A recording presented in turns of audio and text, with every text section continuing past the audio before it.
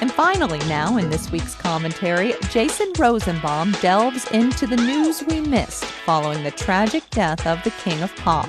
Michael Jackson will be remembered for the moonwalk, Thriller, and perhaps his odd personal life. But to me, he'll always be the person who overshadowed my birthday.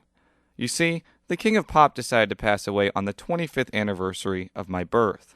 At least one other Missouri political observer thinks the coverage of Jackson's death is overwhelming more pressing matters. Randy Turner, a schoolteacher from Joplin who runs a popular political blog, opined that Jackson's death, quote, is being covered because of his freakish behavior over the past 2 decades, and, of course, because he died at a relatively young age.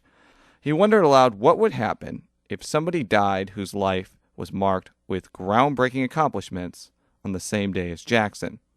I'm not sure if I agree with Turner completely, but Turner's editorial did bring up an important issue about how potentially frivolous things get in the way of substance, especially in the political realm.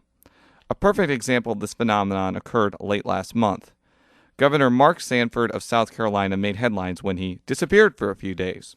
But the story became much larger when he admitted he had an Argentinian mistress, so large that Sanford might have to step down from his chief executive post. That same week, the U.S. House of Representatives voted on the so-called cap-and-trade bill. While opinions of the bill are varied, there's no question that the legislation could have enormous ramifications for the future of energy production and the economy. There are also lingering questions about the tactics Democrats used to get the bill passed, as well as whether the bill will survive in the Senate. Clearly, there is some local significance in the Sanford situation, especially in South Carolina. But it's clear that story got much more attention than the cap-and-trade bill, even though the legislation is arguably more important and more substantive. I've even seen this phenomenon trickle down into American political history.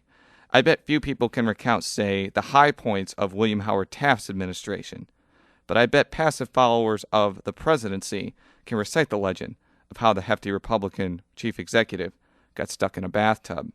Now, I'm certainly not saying lighter moments are uncalled for in the political world, but I can see the argument of how frivolous news sometimes gets in the way of things that might actually impact our lives a lot more. By the way, even though Jackson's passing occurred on my birthday, I'm not going to hold it against him.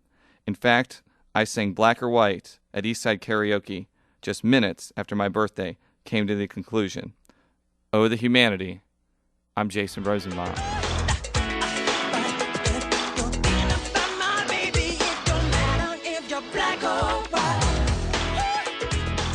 That'll do it for this week's Talking Politics. Thanks for listening. I'm Sarah Whitmire.